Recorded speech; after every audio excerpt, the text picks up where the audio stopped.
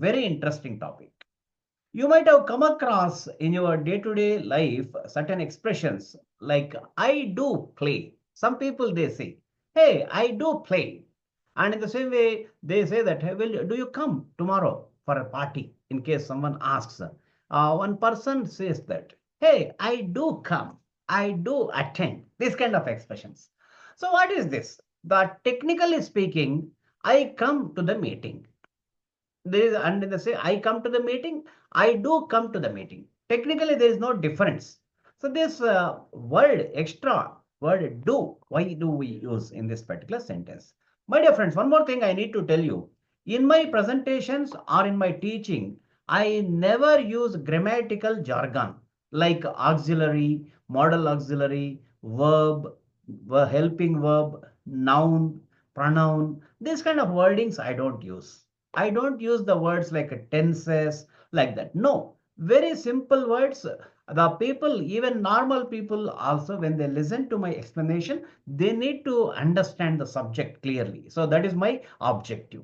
Now we are discussing now what do we call this do. If you ask any grammar teacher, he gives a big name for it and big explanation for it. But I put it in a very simple way. So this is the objective. The primary objective of this video series is this.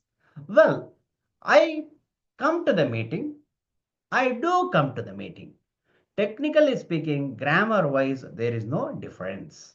So this is called an expression. This particular expression comes under routine, regular, habitual action, or the facts, or the universal truths. So these are the kind of expressions that are dealt in this category of a sentence structure. So in this, why do we use do? The reason is that do is the word which is used to express a question. Do you come tomorrow? Do you sing tomorrow? Do you go to college regularly? Do you participate in the meetings regularly? So in this kind of situation, this word do is used in a question. Well, when it comes to the answer, one person says that, sir, don't worry, I come tomorrow. Really? Really, do you come? Ah, yes, sir, don't worry, I do come. Now, you see, I have not explained anything, but you understood the concept. So, whenever you are putting that word do in your statement, it indicates your confidence, your trust. You are trying to give confidence to other person. Believe me. So, that is the kind of meaning it is. So, I do sing. I do play. So, for example, let us assume that we are all cricket fans. So, in the green room of the cricket match, it is the dressing room rather, the dressing room, the captain is asking one of the players, "Hey, you had a light injury yesterday evening. Now, will you be in a position to play?" "Don't worry, captain. I do play. I do hit a century. I do score very good score. I do hit a very good score," like that. So whenever you are trying to use this do in your sentence, you are trying to give the emphasis. That is a simple thing. So in this regard, let there be no confusion. Now let us come with the further subjects. So subject means what? A person who is doing the action. Now I am talking about myself. That's the reason I am using the word I. If there are a team of members with me, if there is a team of members with me, then I need to use the word we. I do conduct a meeting. We do conduct a meeting. You do conduct a meeting. They do conduct the meeting. So here I am trying to form the same sentence with the different subjects. I, we, you, they. So everywhere we can use do only. Now when it comes to he, she, it in a sentence. So as per grammar, he, she, it is called as third person singular. So in that regard, I am going to do an exclusive video. So why do we call he, she, it are a third person singular? So normal English teachers during my childhood, they simply told that, so he, she, it means third person singular. That's it. Don't ask any questions. So, but I made some kind of analysis in this regard, and I have arrived at my own conclusion. Why do we call he, she, it as a third person singular? Right. So now this particular do, when we are using with this third person singular, it undergoes a small change. What is that change? I do sing. We do sing. You do sing. They do sing. Up to this, already we discussed. Now, when you are using it with the he, you can form two varieties of sentences with this routine, regular, habitual action sentences with he or she or it or any singular name. Let us take up he, for example. He sings regularly. He sings regularly. He works sincerely. He goes to office regularly. So these are the kind of sentences we can make. I told another variety of sentences also we can use. In that case, we are using this do only, but in a different version. What is that? You might have observed in the previous sentence, he goes to office regularly. He goes to office regularly. So why should we use yes along with the verb go? We will discuss in a separate video. That is a third person singular. We will discuss that separately in a separate session. But now let us focus on this sentence. He goes to office regularly. What is the spelling of goes? Just to visualize. G-O-E-S. Right. Now from that E-S you take away. Now what is remaining? Go is remaining. Now that es, you bring it and attach it with the do. Now it becomes he does go to office. It means what? You are putting here do only. But that es comes and gets attached with the do and it becomes does. He does go to office. He does sing regularly. He does play effectively. He does rule the country nicely. He does change the whole scenario. So now here what are we doing? Very simple. Whenever we are trying to give some kind of emphasis on this sentence, so he changes the situation. Normal sentence. He changes the situation. But you are giving stress. Hey, he does change the situation. Simple. So now if to form a question, same logic again here. There's a does, you bring it into the beginning of the sentence. Does he change the scenario? Does he change the country? Like that. So he does change the scenario. He does play effectively. He does teach very well. He does reach the destination in time. So this is the way. So here with each of these words which are indicating action like a go, change, reach, play, we are not adding any yes. Instead of adding yes with that particular word, we are putting it with do. And do is getting into does.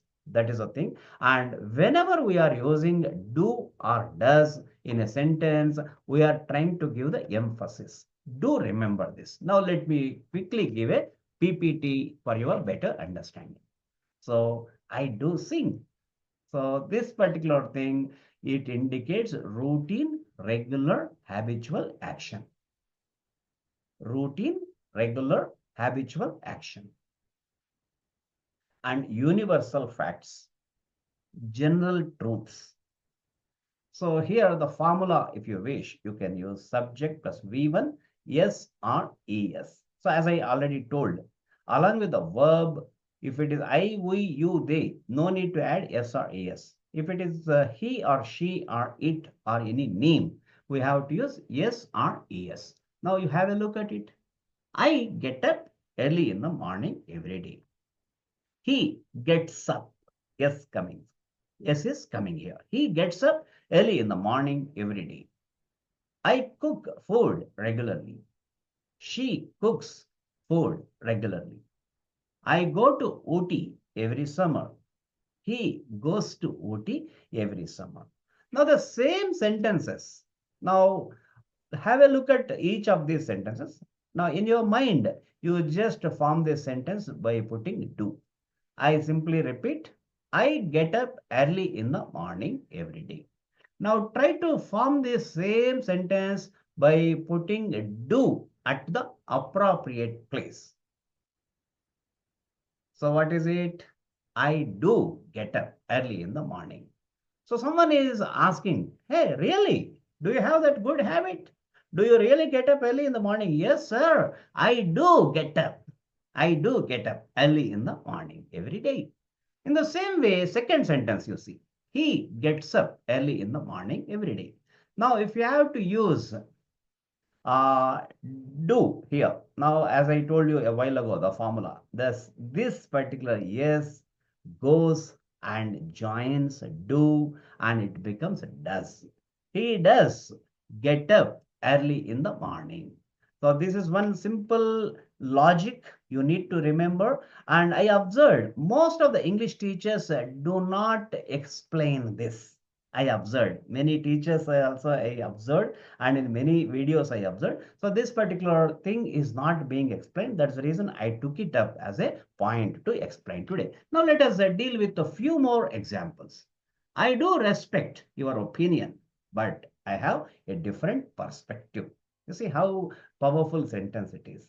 I do respect your opinion. So during the office conversations, in the boardroom meetings, if you speak in this way, it elevates your standard. So I do respect, so much of respect I have for your opinion. However, I have a different perspective. She does manage her team exceptionally well. We do value your feedback on this proposal. He does not attend every meeting, no matter. He does not attend every meeting. No, he does not miss. It should be, I believe. He does attend. I'm sorry. He does attend. He does attend every meeting, no matter how busy he is. He does attend. Hence, he attends the meetings, no matter how busy he is. I do believe this strategy will work in the Indian market. You see how nice these examples are. Now, my dear friends, I give food for your thought. Of course, I do conduct one more session in that regard. What is that? With the did, the same logic is applicable with the did also. Now, when do we use did? Did is used in the past. So, of course, based on that, let us conduct one more small session. So, my dear friends, keep on thinking, keep on practicing, keep on speaking. As I told you in my previous sessions also, do not wait for the right moment to come. So most of the people, they keep waiting for the right moment. So when the right moment comes, at that time, I will speak. Some people think, no, today is the right moment. This is the right moment. Start speaking. And to improve your fluency, I designed several steps, several tips. I'm going to discuss in a series exclusively how to improve your fluency in English. So as I told you already, I do not believe in using jargon.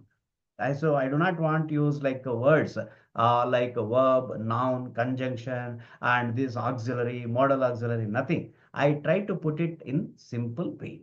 Well, my dear friends, with this, we come to the conclusion of today's episode.